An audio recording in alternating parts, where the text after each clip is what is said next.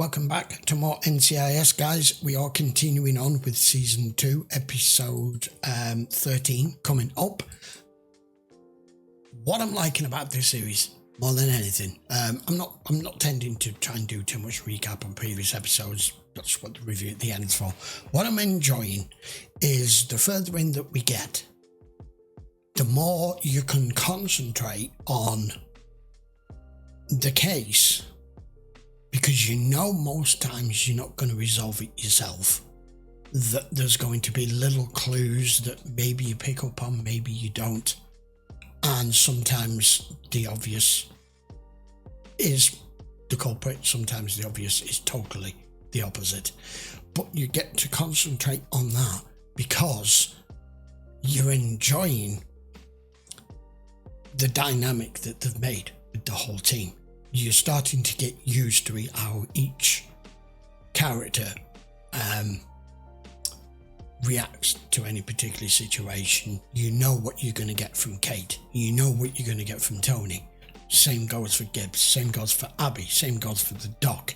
And it's starting to feel like a family unit. You know, it's like you're starting to...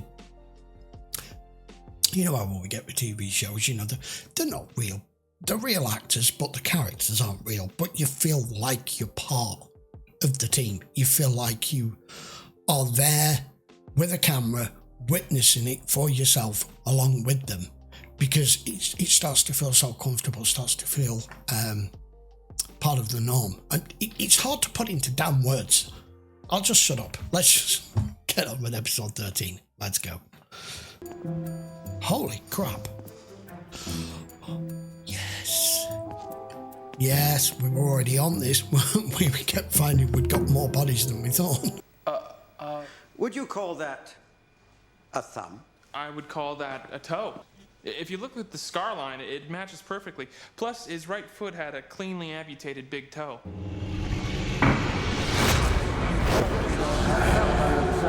you know who this is? My God, I think I know who this is. Okay. Steve Adler is your fraternity brother? I'd show you the secret handshake, but then I'd have to kill you. Told you about our date. Well, not the intimate details, until I asked, and then he had to. Oh, no. Gibbs? No zone. Jethro, I need you in autopsy.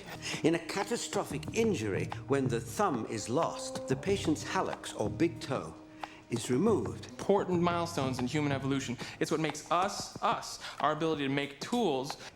The victim's name is Michael Grant. This isn't a coincidence, is it? No, probably not. Boys, regards the other two? Possible ID on one of the meat puzzle bodies. Kate, pull the cases that Ducky testified where Michael Grant was the lead attorney. On it. Do you want me to call Steven and cancel your dinner reservation? Tony, for God's sake, stop. This is a nightmare. 4 fillings on the lower left bicuspids, crowns on the upper left molars. It's in. Michael Grant disappeared 8 months ago hiking the Appalachian Trail. The poor fellow was then dissected into small pieces, put in a barrel of alcohol along with 2 other bodies, and deposited in a dumpster. He was the judge on one of the 2 cases you testified where Michael Grant was the lead attorney. The significance of that, Caitlin? He was reported missing 7 months ago.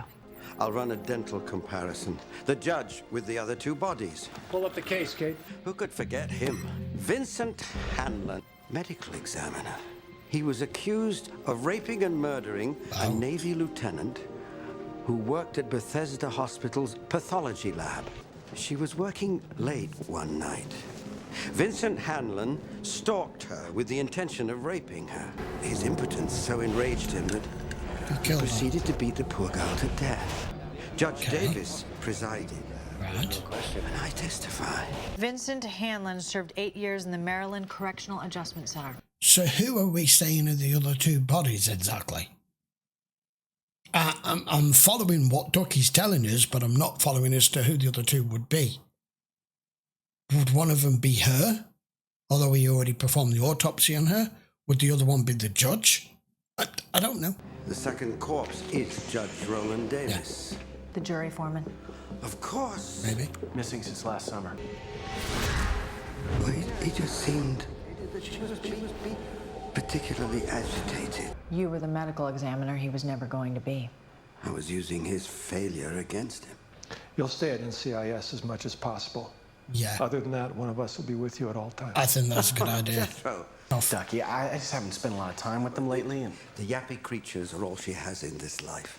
Well, except me, of course. Revenge. His family? Find him, Kate. Well, somebody's definitely getting revenge. Vincent's conviction tore the family apart. His death pretty much put us under. Get these people out of here. They're federal agents. I don't care. They're here about Vincent. They're not authorized. Vincent was innocent. He was a good boy. He was in medical school. Nah. They labeled him a sex murderer. What was he doing when he got out of prison? He was drinking. What happened on the night he died? He was driving with his brother and they hit a tree. So why don't you just get the hell out of here before I call the authorities and have you arrested, and maybe you'll go to prison. For what exactly? Not exactly a paragon of oral hygiene, my dear fellow. Is it Carl Foss? Was there ever any doubt? There is nothing in life to be feared.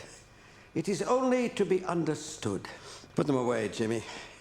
They're tired of talking. We've ID'd them now, so. Yes, Doctor. he called, said I'd be coming over. You're She forgot. Italian. Yes, I am. You're a gigolo. Well, I wouldn't exactly call him. You move furniture. I told Donald the this. He never listens. Who are you? Oh, shit. Anthony DiNozzo. This is going to be bad. Everyone calls me Tony. That's an Italian name. Yes, it is. If you look down my blouse, I shall disembowel you. That's funny. Who are you again?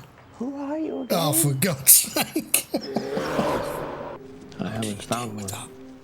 I know, I'm not making fun of people with dementia. I'm making fun of the way that they've made it comedic in this. It's certainly not a fun disease to be riddled with. But given the circumstances as to how they're portraying it on screen, you can't help but smile, right? I would love to have stuffed Vincent. Excuse me? He would like that.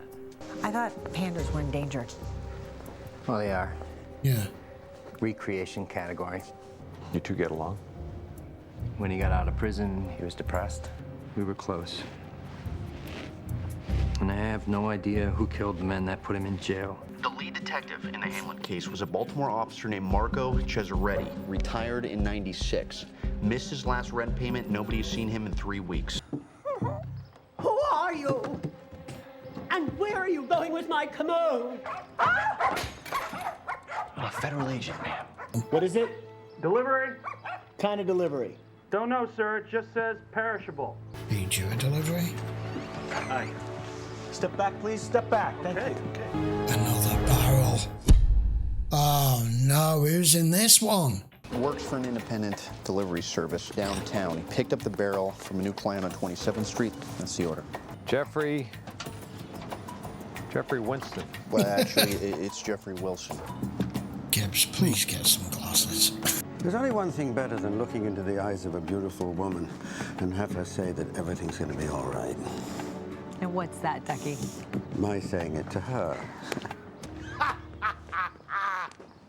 The sweet smell of freedom. Mrs. Mallard? Sleeping. Last words to me were either I'm gonna slit your throat or kiss your moat. I couldn't tell because she was slurring. That's good work, Tony. You did good. Thank you, boss. So who's taking over for me now? Kate's on protection detail with Ducky. Going with me to interview the So guy who no one- delivered the barrel. You're doing a good job. I guess that leaves you. Furniture mover for this slightly demented old lady and her pack of yapping hounds. They're not hounds, DiNozzo. They're corgis. Boss, Wow. I'm gonna go postal! I love how they can do this with this show and just make us smile all the time. Naval Criminal Investigative Service. Stands for. Wasn't always in the junk business. USS Forrest Town, machinist mate first class. A while ago, this dude comes in, he finds a few of those. Where do you get them? Back of plants, factories. It's got some kind of liquid in it because I can hear it sloshing around. So Really? first I thought it might be some stuff to make meth. Probably didn't give his real name. No name, no address. He didn't tell me what was in it. Of course not. And I didn't ask. The corgi was the protector of the farmer. And now they protect my mother. Oh, that's Tyson. Mine's there. You could use the guest room. I won't be sleeping, Ducky. Oh, she sleeps down here now. Yeah. Must be difficult for her to get up the stairs at her age. Snoring is deafening. There he is. She kept me awake all night. She'll keep you awake, too. That's a young picture of him right there. How are you doing? You're beautiful. We talked about this. What you gonna say Catherine now? is here to protect us. Show me your knickers. Ma'am? Your underwear, Missy. One can always tell a woman's intention from her panties. That's always been my philosophy. I do apologize. You always use bacon fat. I use can't canola breathe. oil. I can tell that, too. Sometimes older people can make so much sense. She sounded like Sid James from a Carry On film. Show me your knickers. These x-rays were taken at Vincent Hanlon's autopsy. And these were 11 years ago in medical school. Bones, you know, could incur this Are you kind telling me these x-rays match? I'm afraid so. The fillings in the upper third molar and second bicuspid. He gnaws on bones like a caveman? I can't explain that.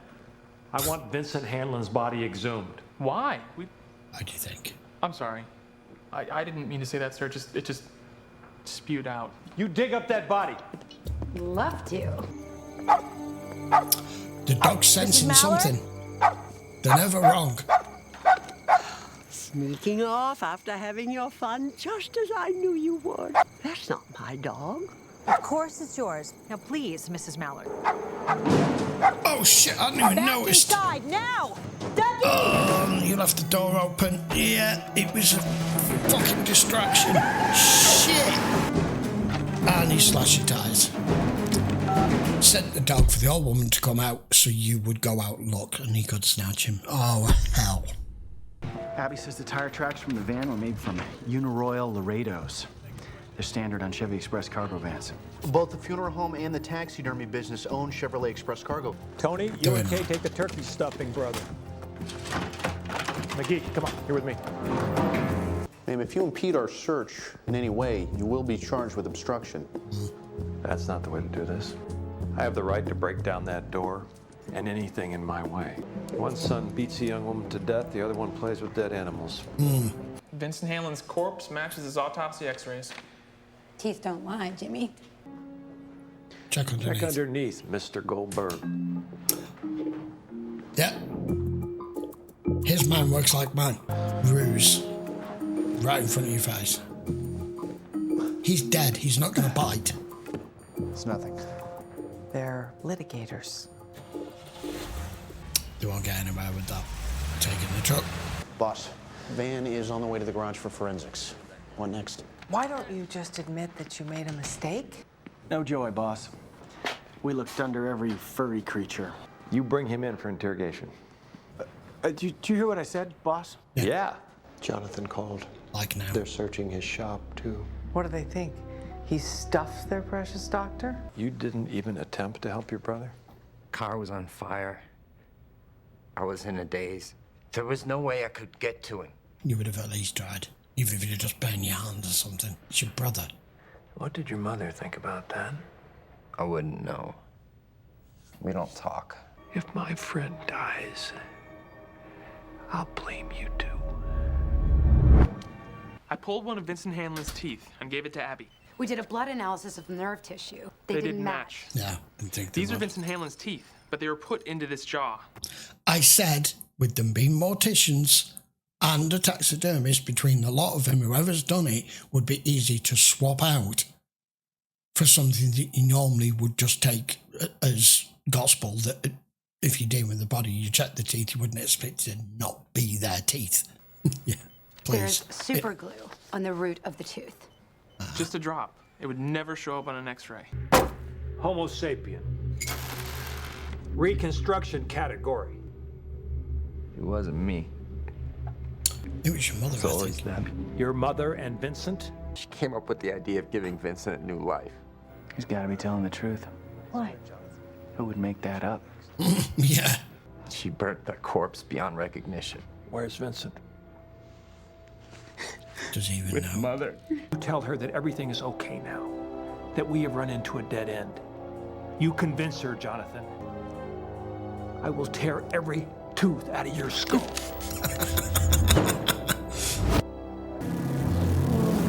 Christ. Or to give him a new life. To do what? This? Years? Yeah, but I think you did it, pal. Oh my God. Jesus, we need to hurry up. Oh! Move. He's completely, the husband's completely passive. Get back! Gotcha. Don't bother. Tony? Oh my God. My hands! Release my hands! Hands in the air. I can't go back there. Turn around. Please, make face a the move. wall. Can't do this again. Yeah, he's gonna do. Oh. Oh, I thought he was gonna go suicide. She's mental. You're the one that got off easy, my boy. Damn, that was a close call. So, you seeing my frat bro tonight? As a matter of fact, I am. Stephen feels bad, said he'd like to make it up to me. How's he gonna do that? By telling me things about you. Some things are even more sacred, Tony. Yes. And a man will share far more with a woman in bed. We know that's true. That was a really, really good case, good episode. Really brought Ducky's character into the forefront. We got a lot more background that we didn't know about him and his life and his personal life. Of course, his mother, what he says, she's 93. Obviously suffers from severe dementia that can only be, to an extent, the only person that can really calm them and get through to them is somebody whose face is more recognisable than anybody else. So I understand Ducky saying, if I don't go home to Mother, you lot are going to have a nightmare with her. Tony did. Kate did. I'm sorry, but the whole show me your knickers thing, I nearly fell off my chair. That was great. That was a really good episode, but it wasn't easily worked out, but it was heading in the direction that he had to either be the other brother out of Gil, or it was the mother who was just so unbelievably enraged to the point of becoming psychotic as to trying to extrapolate something out of what happened to her son to give him a new life. And people are burying their loved ones with this family. You could see from the moment that we met the mother that she was just ruthless. Damn. And kudos to Palmer. I still don't know what's his first name. It's Jimmy, isn't it? I'm still getting used to him because he's not been in it very long yet, because the other guy's still injured, right? From the whole incident. Kudos to him to figuring out with the teeth. I knew something like that had to have taken place because they are the perfect people to have made something that normally you would overlook, even as a medical examiner. If you can't get DNA and you can't get blood match, you go for dental records. You don't expect the teeth to have been swapped out for somebody else to such a meticulous level, but finding the tiny drop of super glue and all of that, wow. See, it's a lot harder to get away with murder than it used to be 30, 40, 50 years ago, isn't it? Forensics have come such a long way that half the time we don't know. I don't know if that's possible, whether that's accurate, but I can believe that it is. When we understand how DNA and stuff works, that they can get it just from a hair or anything, so the continuation of Kate and Tony being older brother, younger sister, and now bringing this because she's dating one of his frat brothers, it's going to backfire on him. The part we saw in that with Tony, even though he absolutely hated the assignment that Gibbs had given him to basically protection detail for a 93-year-old woman with dementia.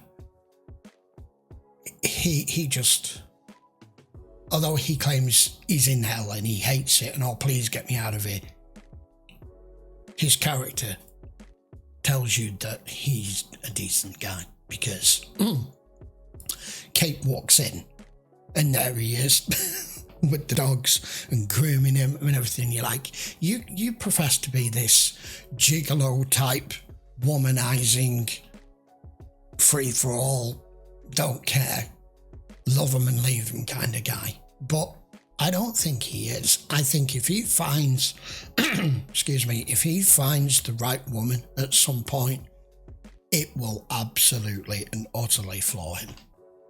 Because he does care. It's just all a front. It's just all a facade. He's just playing the game. And I'd like to see it progress to that at some point for him, possibly further down the line. We're still getting a lot of expansion on a lot of the characters yet anyway, but the case was very good anyway. I will be back with another one. We do 2 a week over on Patreon and 2 on YouTube as well now, but that's just a little bit further behind. If you do want to watch them in full length, you can. Patreon, check the link in the description as always. But if you are watching this on YouTube, I would appreciate for you to give the video a thumbs up. Don't forget to subscribe and post your comments down below. I will see you for episode 14 next. See you for the next one.